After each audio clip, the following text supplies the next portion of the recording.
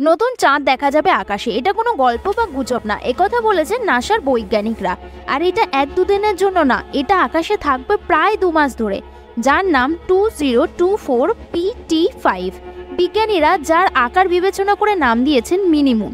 এবার প্রশ্ন হলো, পৃথিবীর এই নতুন চাঁদ এটা আদেও কি চাঁদ নাকি অন্য কিছু? পৃথিবীর মধ্যাকর্ষণ বলের প্রভাবে আগামী 29শে সেপ্টেম্বর ওই চাঁদ পৃথিবীর কক্ষপথে প্রবেশ করবে, থাকবে 25শে নভেম্বর পর্যন্ত। গত 7ই আগস্ট এই বস্তুর গতিবিধি আবিষ্কার করেছেন মহাকাশ বিজ্ঞানীরা। তাতে দেখা গেছে terrestrial impact last alert system.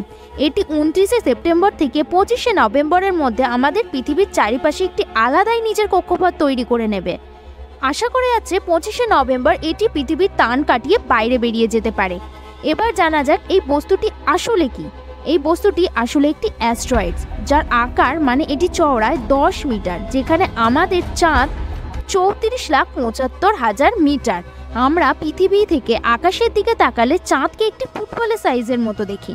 এত বড় হওয়ার সত্ত্বেও তাহলে আপনার কি মনে হয় ওই পুচকে অ্যাস্ট্রয়েডসকে আমরা খালি চোখে দেখতে পাবো? একেবারেই না, সেটা সম্ভবই না। যারা দূরবীন যন্ত্রের মাধ্যমে দেখার চেষ্টা করবে তারা অবশ্যই দেখতে পাবে। তাহলে আমরা সবাই নতুন চাঁদ বাবুকে ওয়েলকাম জানাই। এবার জানা যাক আমাদের পৃথিবীর 9টি কিছু স্বভাবের কথা। আমাদের এই গ্রহ পৃথিবী মাঝে মাঝে অতিরিক্ত চাঁদ অন্যের কাছ থেকে ছিনিয়ে নেয়। উদাহরণস্বরূপ 1981 সালে এবং 2022 সালে এই ঘটনা ঘটেছিল, যখন বস্তু 2022 NX1 আমাদের গ্রহের কিছুদিনের জন্য বন্ধু হয়েছিল।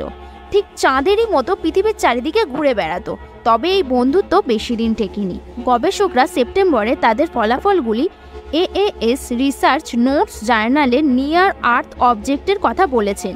এর আগেও আপনাদের নিয়ার আর্থ অবজেক্টের কথা আমার আগের ভিডিওতে বলেছি, ওপরের আই বাটন লিঙ্কে দেওয়া আছে, দেখে নিন। তার আগে ভিডিওটা শেষ পর্যন্ত দেখুন আমার সাথে লাইক আর সাবস্ক্রাইব করা ভুলবেন না। পৃথিবী নিয়মিতভাবে নিয়ার আর্থ অবজেক্ট থেকে অ্যাস্ট্রয়েডস ক্যাপচার করতে পারে এবং তাদের নিজের কক্ষপথে টেনে আনতে পারে, আর তাদেরকে তৈরি করে নিতে পারে নিজের মিনিমুন। নাসা পৃথিবীর প্রায় 120 মিলিয়ন মাইল এর মধ্যে আসা যে কোনো মহাকাশ বস্তুকে মানে অ্যাস্ট্রয়েডসকে পৃথিবীর কাছাকাছি বলে মনে করে, এবং আমাদের গ্রহের প্রায় 4.7 মিলিয়ন মাইলের মধ্যে যে কোনো বড় বস্তুকে সম্ভাব্য বিপজ্জনক শ্রেণীর মধ্যে আবদ্ধ করে। এই রকমই একটি ঘটনা ঘটতে পারে আমাদের পৃথিবীর সাথে, যেটাকে বৈজ্ঞানিকরা পৃথিবীর জন্য বিপজ্জনক বলে মনে করছে। ভিডিওটি ভালো লাগলে চ্যানেলটাকে সাবস্ক্রাইব করুন, সাথে লাইক আর শেয়ার করা ভুলবেন না।